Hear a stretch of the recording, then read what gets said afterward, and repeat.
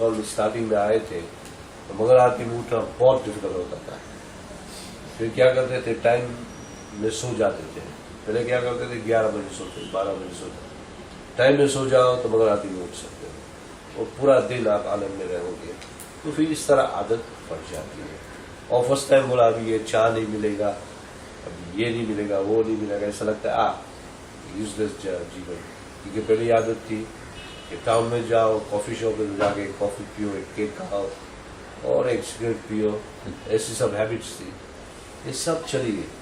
तो स्टार्टिंग में अनयूजुअल लगता है कि हम लोग से कुछ अलग है, और आप अलग नहीं हो, आप लोग से परे हो। इसलिए श्लोक में क्या कहते हैं, सवै पुरुषा परो धर्म। परो धर्म का मतलब ऊंचा टेस्ट देने के लिए ये नियम हमें दिए गए हैं, जिससे हम ऊंचा स्वाद टेस्ट करें। तो प्रभा जी यहाँ समझाते हैं, जब तक हम उस स्थान तक नहीं पहुंचते तब तक हम ब्रह्मभूता स्थान तक नहीं पहुंच सकते। ब्रह्मभूत का मतलब है कि मैं ब्रह्म हूँ। ब्रह्म का मतलब ये शरीर नहीं हूँ, मैं एक स्पिरिट। ब्रह्म का मतलब स्पिरिट, और मैं स्पिरिट हूँ तो हमारा काम है सुप्रीम स्पिरिट की सेवा करना। और जब हम कृष्ण के लिए भक्ति करते हैं तो हमको सब कुछ कृष्ण को दे देना पड़ता है। निवृत्ति का मार्ग है हमारा नहीं है, सब कुछ कृष्ण का है। और प्रवृत्ति मार्ग में क्या है, ये चाहिए, वो चाहिए, वो चाहिए, और एक्सपांड रहता ही रहता है। जिससे हमारी हिंदी भाषा में या गुजराती में भी लेडीज को स्त्री कहा जाता है। स्त्री कहते हैं, संस्कृत मतलब स्त्री का मतलब होता है एक्सपेंशन, जो दिन ब दिन एक्सपांड होती है। कैसे, जैसे आप विवाह करोगे तो फर्स्ट डिमांड होगी घर चाहिए घर मिल जाता है, फिर कहेंगे पुत्र चाहिए या संतान चाहिए, फिर कहते हैं धन चाहिए, वो चाहिए। डे बाय डे खत्म ही नहीं होता है। और फिर बाद में पता चलता है कि विवाह क्यों किया मैंने तो क्योंकि डिमांड्स खत्म ही नहीं होती, इसलिए उसको स्त्री कहा जाता है। पुरुष भले उसको पुरुष कहा जाता है, इंजॉयर, मगर फिर बाद में पता चलता है कि ये इंजॉयमेंट के लिए मुझे कितनी मेहनत करनी पड़ती। इसका मतलब ये नहीं है कि मैरिज नहीं करने का या स्त्री संग से दूर। निवृत्ति का मार्ग है पति और पत्नी दोनों ऐसी वस्तु को छोड़ देना चाहिए जो भगवान की भक्ति में काम ना आए। शुभ गोस्वामी कहते हैं, अनासक्तस्य विषय यथारम उपयुंजिता निर्बंधे कृष्ण संबंधे युक्त वैराग्य उच्चते। श्रेष्ठ वैराग्य वो होता है कि जो भी भगवान ने तुम्हें दिया है वो उसकी सेवा में लगा देना चाहिए।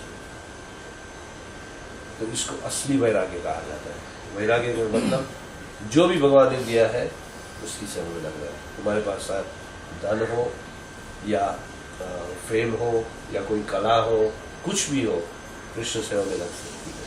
और जब लग जाती है तो वस्तु एकदम शुद्ध होकर तुम्हारे जीवन में काम आ जाती है। तो हम सबके पास कुछ ना कुछ कला होती है, कुछ ना कुछ स्किल होती है, या कुछ प्रॉपर्टी होती है, या कुछ धन होता है, उससे कृष्ण सेवा में लगा देना चाहिए।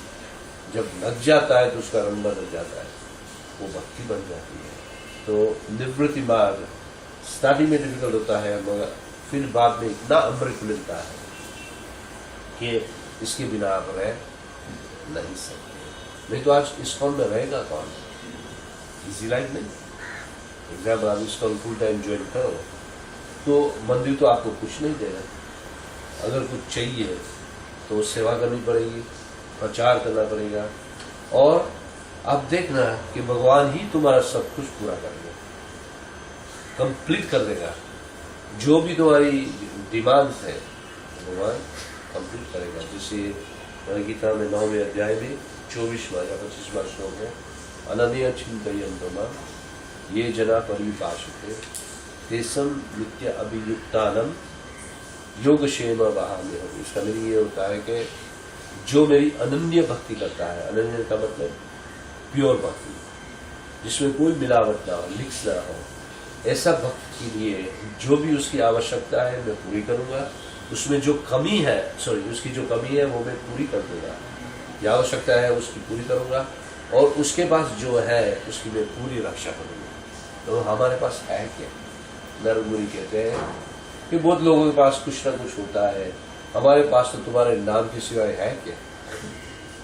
ड्यूटी के पास और कुछ नहीं होता, एक शुद्ध नाम होता है उसकी जीवा पे, हरे कृष्ण कृष्ण कृष्ण हरे हरे राम राम राम हरे।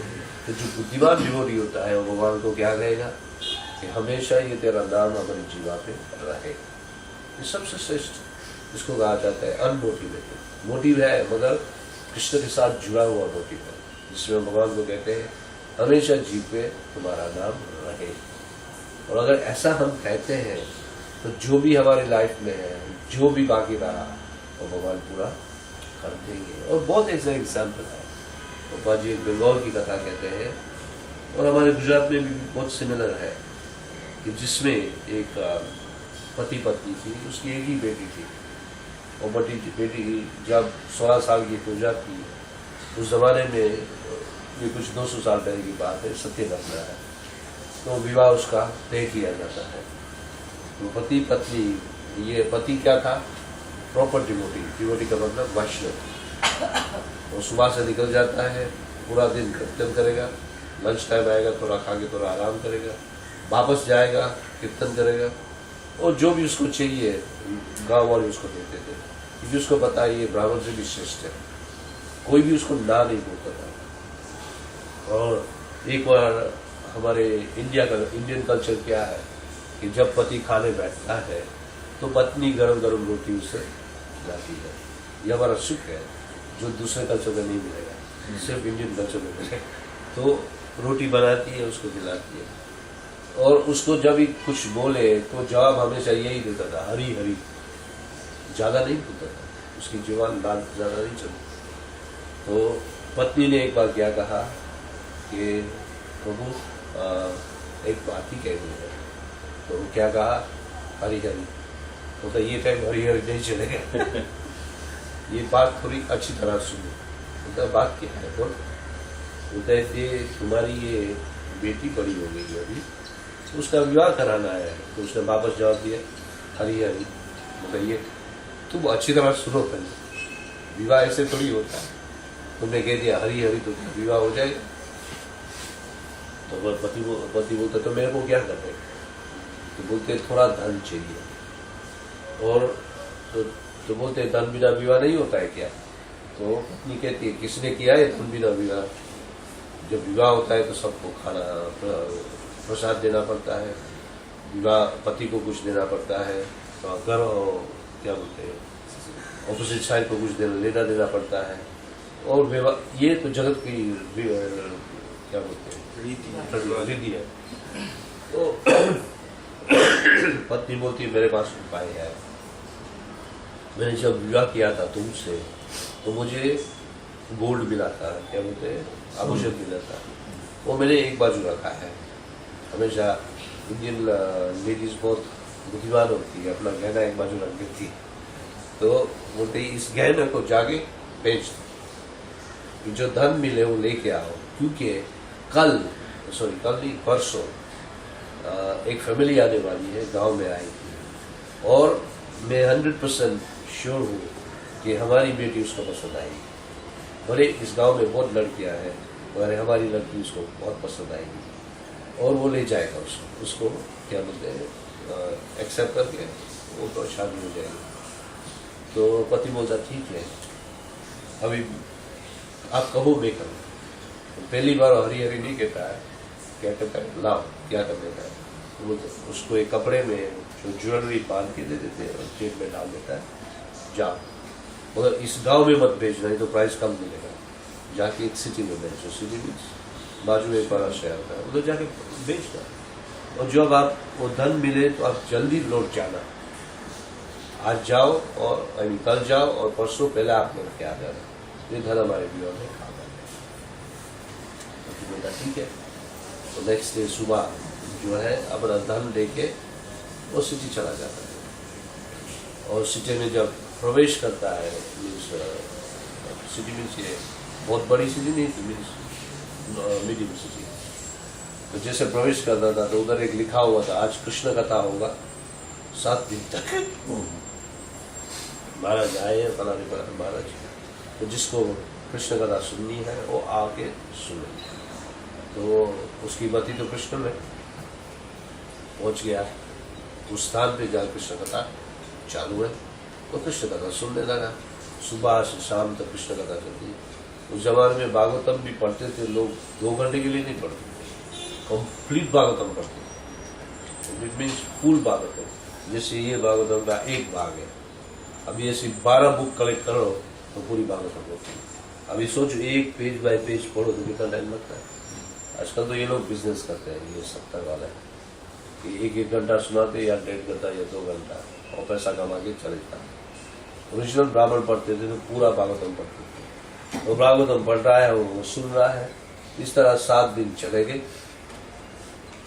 साथ में 8वें दिन उसे पता चलता है, अरे जब जेब में हाथ डालता है कि ये क्या करने के लिए आया था, और भूल गया होता तो जल्दी गए सोनी के पास, होता है ना सोना, गोल्ड स्मिथ के, और गोल्ड स्मिथ को कहा कि इसका अच्छा प्राइस देना जो भी है।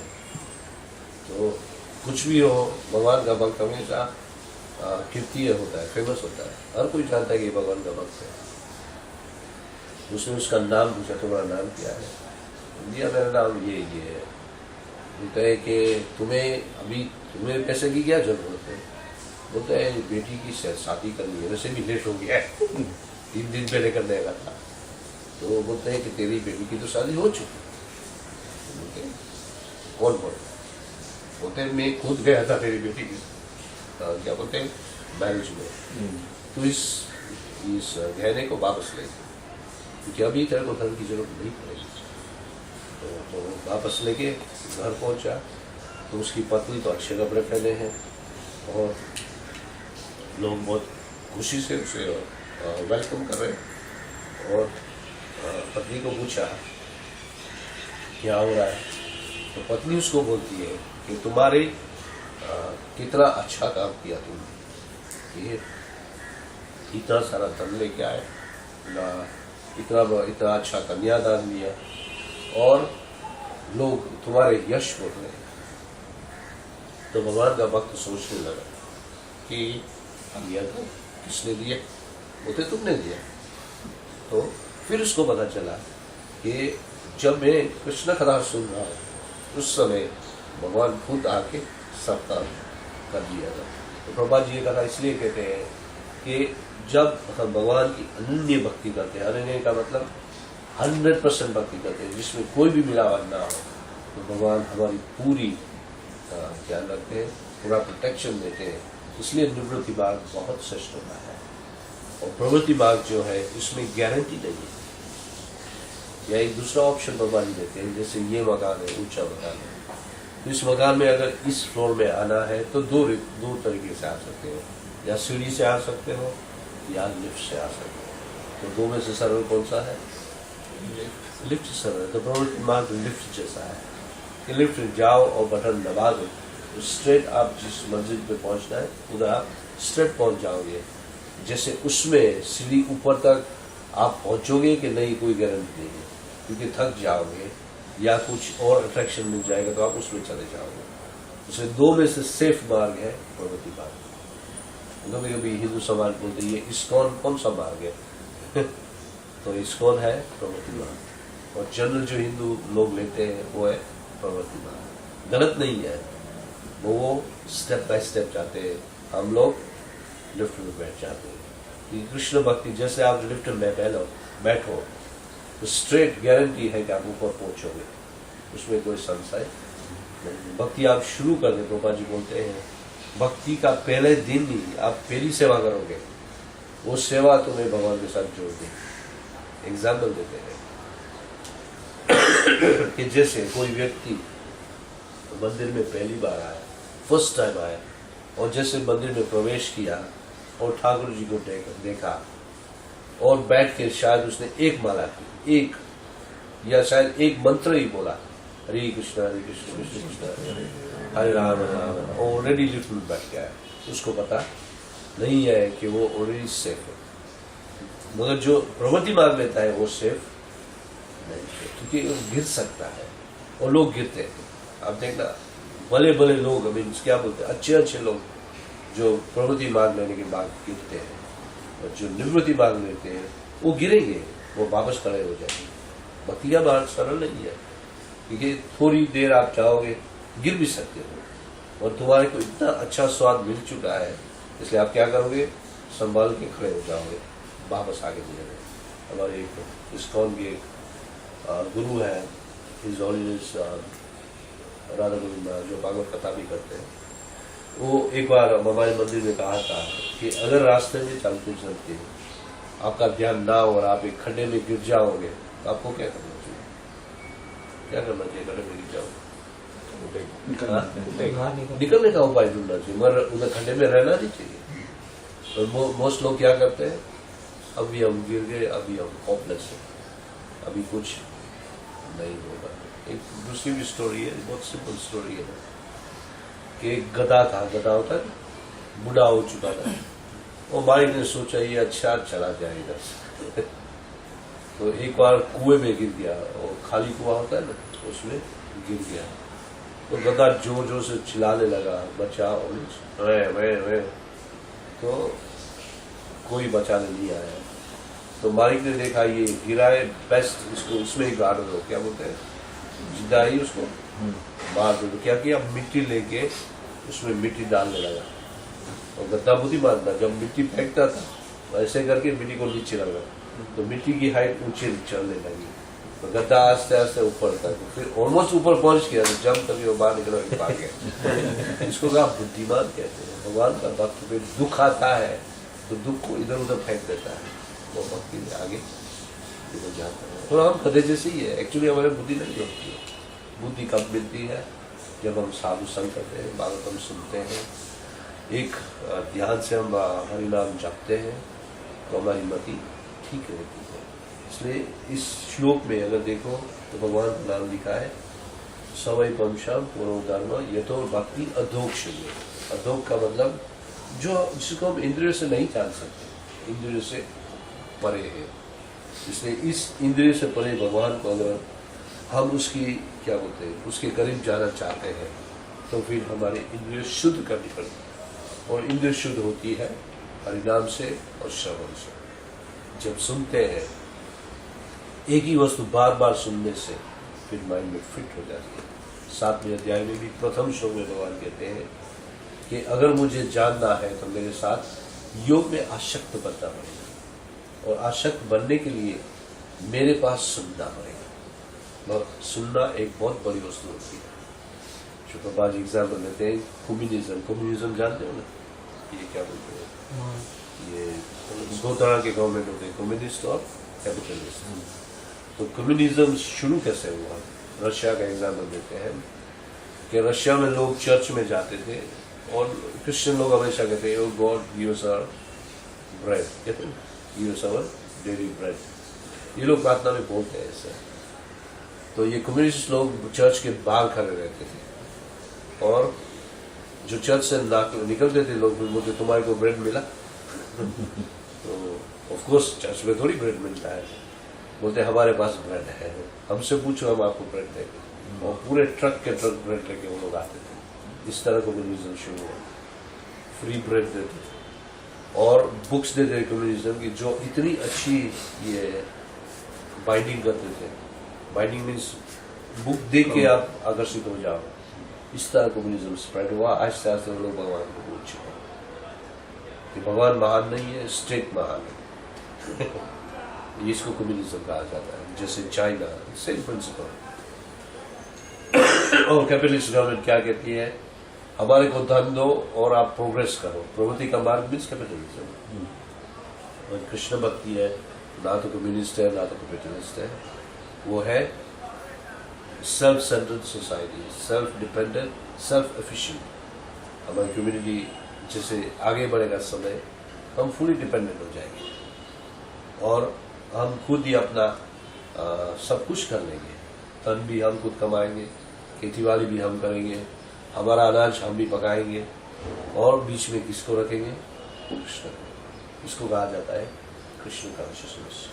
तो ये श्लोक तुम्हें परम कर्म सिखाते हैं, जो सुत गोस्वामी नैमिषारण्य कहते हैं कि जब अधोक्ष की भक्ति में हम लग जाते हैं तो इंद्रिय सुखी होती है और हमारा आत्मा भी तृप्त होता है। आप देखना, आप वीडियो देखो, ये मूवीज देखो, रेस्टोरेंट में जाओ, आत्मा फिर संतुष्ट नहीं होगा, इंद्रिय सुखी होगी। आत्मा खाली रहेगा, अंदर ब्लैंक। और जब कृष्ण भक्ति करेंगे तो आत्मा ही सुखी होगा। जब आत्मा सुखी होता है तो इंद्रिय भी सुखी होती है, मन भी सुखी होती है और बुद्धि भी ठीक होती है। इसलिए बुद्धिमान व्यक्ति को कृष्ण की शरण ले लेनी चाहिए। हरे कृष्ण। हरे कृष्ण।